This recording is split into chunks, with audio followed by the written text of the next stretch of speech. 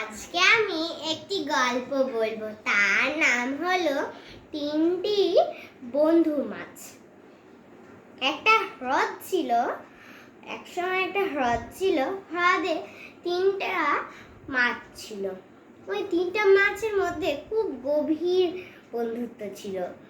মাছ তিনটার মধ্যে প্রথমটি ছিল ভাগ্যে বিশ্বাসী, আর একজন ছিল, দ্বিতীয়জন ছিল খুব বুদ্ধিমান, আর তৃতীয়জন ছিল জ্ঞানী। তারা খুব ভালো বন্ধুত্ব ছিল। একদিন জ্ঞানী মাছটা, তৃতীয় মাছটা খেলছিল একা একাই জলের সঙ্গে।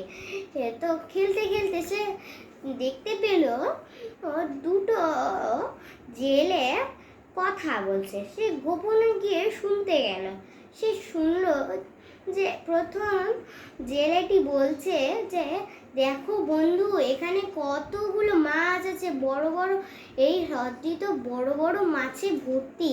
চলো আমরা কালকে আসবো এখানে আবার, আর এখানে এসে আমরা অনেক কটা মাছ ধরবো আমরা, তাহলে তো বেশ মজা হবে। এই কথাটা আবার জ্ঞানী মাছটা শুনে ফেলল আর তাড়াতাড়ি বন্ধুদের গিয়ে বলল। বন্ধুরার মধ্যে দ্বিতীয় মাছটা বলল যে, আমরা এই হ্রদটিতে জন্ম নিয়েছি, তাই আমরা এই হ্রদটি ছেড়ে যেতে চাই না। এই জ্ঞান তারপর প্রথম মাছটিও বলল। এই শুনে জ্ঞানী মাছটা আবার বলল যে, তোমরা তাড়াতাড়ি চলো, কাল হতে আর কয়েক ঘন্টা সময়। যদি জেলেরা আবার সকালে চলে আসে তাহলে তোমাদেরকে নিশ্চয়ই জালে ধরে নিবে, আর তোমাদেরকে বিক্রি করে তোমাদেরকে কেটে খেয়ে নিবে। আমার কাছে একটা জায়গা দেখেছি, আমাদের হ্রদে একটা খাল আছে, ওটা খাল পেরিয়ে আর একটা হ্রদে যাওয়া যাবে। জ্ঞানী মাছটা সব বলছিল, কিন্তু তারা তাতেও না রাজি হওয়ায় সে নিজেই চলে গেল। দিয়ে সকাল হলো, জেলেরা আসলো, জাল দিল। জালে অনেক মাছ ধরা পড়েছিল। তাদের মধ্যে প্রথম আর দ্বিতীয় মাছটাও ধরা পড়েছিল, আর বাকি মাছগুলো ধরা পড়েছিল। তখন তারা কি করবে তা ভেবেই উঠতে পারছিল না।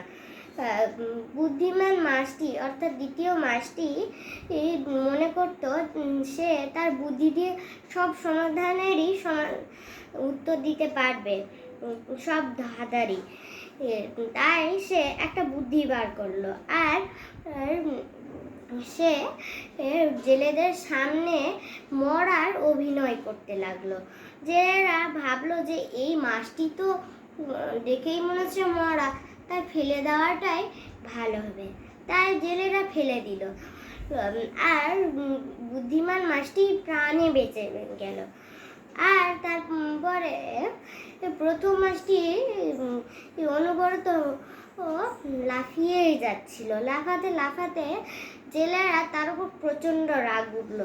জেলেরা তাকে ধরলো আর তাকে পিটিয়ে মেরে ফেললো, আর এই কারণেই সে মারা গেল। তাই তার আগে কিন্তু বুদ্ধিমান মাছটা তার পাশেই ছিল, আর তার বুদ্ধি দিয়ে তাকে তার মতো করার কথা বলেছিল। কিন্তু প্রথম মাছটি তার কথা আবার কখন বা শুনবে, নিজের মতো লাফাতেই লাগলো আর নিজেই মারা গেল। তো আমরা এই গল্পটা থেকে এই শিক্ষাটা পেলাম যে আমাদের বিশ্বস্ত বন্ধুরই প্রয়োজন হয়, নাহলে বাঁচা কিন্তু যাবে না।